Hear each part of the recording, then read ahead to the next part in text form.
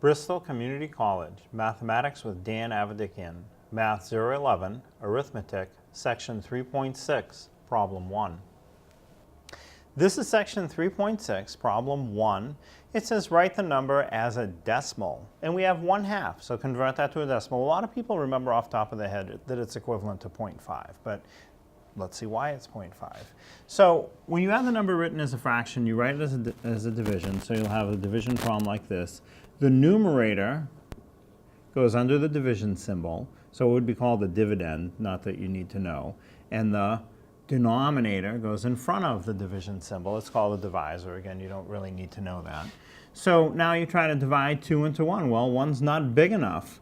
So what you do is write the decimal. It's understood to be at the far right of the number, but it's not always written. So write it in and put a 0 under it. And pretend that you're dividing 2 into 10. Now that will go. 2 divides into 10 5 times, because 5 times 2 is 10. But the decimal has to come straight up into the answer.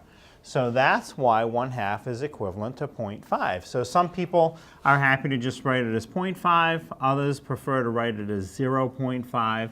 It's a matter of preference. It's okay either way.